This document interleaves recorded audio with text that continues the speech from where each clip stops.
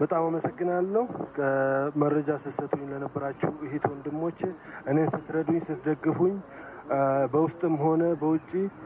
ብዙ አይነት ዋርኒንጎችን አልፈን ብዙ አይነት ዛቻዎችን አልፈን ብዙ አይነት ማስፈራሪያዎችን አልፈን ይሄው 4 አመት ከምናምን ይሄው በማስረጃ አያችሁት ይሄን ቦታ ካሜራውን ቀና አድርገ ግራና ቀኙን አሳየን ካሜራ ከማን ይሄው እንደምትመለከቱት ምንም አይነት ልማት የለም እናንተ ስትረዱን የነበረው በእውነትና በእውነት ብቻ ነው ገባችሁ አይደል የድርጅቱን ስም ለማጥፋት የመንግስትም ስም ለማጥፋት ተጨማሪ ሌላ ጉዳይ ፈልገን ሳይሆን ያጣነው ነገር ስላለ ነው 4 አመት ከምናምን ጥርሳችን ነክሰን ስንታገል በጣም ብዙ ነገር መስዋዕትነት ስንከፍል የነበርነው ለዚህ ጉዳይ ነው አሁን ማሽኖቹን ፈተው ስራውን አቆሞ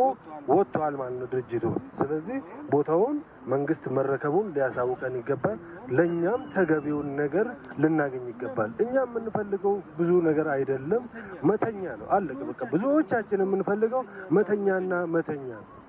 ሌላ የምንቀብጥበት እንዲ ምናምን አንልም ገባችሁ አይደል መተኛ ነው ያጣነው ያቺ መተኛ አይደለም ብዙ ነገር ጎሎበት ቦሌ መምጫ ታክሲ የታክሲ ያለው ሰው አለ ስለሆነ ከዚህ ቦታ የተፈናቀለ ሰው እና ለማንኛውም ተገቢውን ምላሽ የፌደራል መንግስት ሊሰጠን ይገባል ተገቢውን ምላሽ ይሄን ቦታ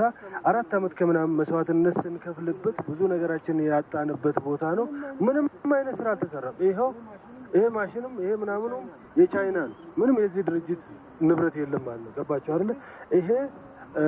ለምን ዝም እንደተባለ ምን እንደተፈለገ ለኔ ሊገባኝ አልቻለም ላውቀው አልቻልኩኝም ለዛ ነው 4 አመት ከምናምን ብዙ እናቶች ብዙ አዛውንቶች ብዙ ህፃናት ብዙ ወጣቶች በዚህ ድርጅት ምክንያት መንገድ ዳር ቀርቷል ማለት ነው መንገድ ዳር ቀርቷል ገባችሁ አይደል ነገ ከነገዳ ማሳየት የምችልበትን ጉዳይ ነው ሚዲያ ላይ አምጥቼ ማሳየው ለምንድን ነው 4 አመት ከምናምን ቦታውን ያላለማው ማህበረሰቡንስ ለምንድን ነው ያፈናቀሉት ልክ ፎቁን ከሆነ ቦታ ተሰርቶ ያለቀ ነገር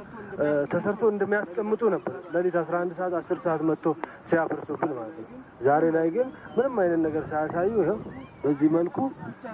ቁጭ አድርገውታል ለማን እንዳስቀመጡት ለምን እንደተቀመጠም አላወቅንም የፌደራል መንግስት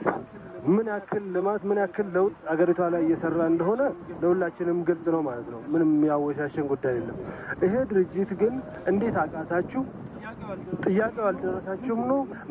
ምንድነው የታሰበው ለህብረተሰቡም ሆነ ለዚህ ቦታ ጉዳይ የፌደራል መንግስት ያሰበውን ነገር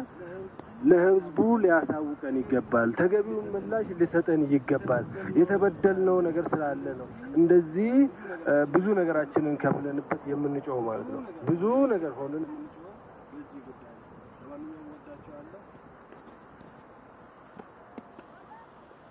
bonaaf gannastau arfaasaa fi birraa akka namaa fi miti akka rabbiif jirra kan si jibbu dhibbaa kan si jaallatu kuma murteessaan jiruu kee rabbii guddaaf suma dhageettiin kee dabalee gaafa baay'atu furrii sakaallaan barsitti cima humna diinaa fi shirrii ati garuu imala kee irratti waraanamis dhiigii kaayyoo keettiin cimi galma ga'uu fiigii suuta adeemi malee akka jaarsaa fi qocaa iyya si dhaabuuf duudii gurra hillaatiin cufaa jiruu kee hogganii of ta'ii jiraadhu tarsiimoo kalaqii fuulduratti kaadhu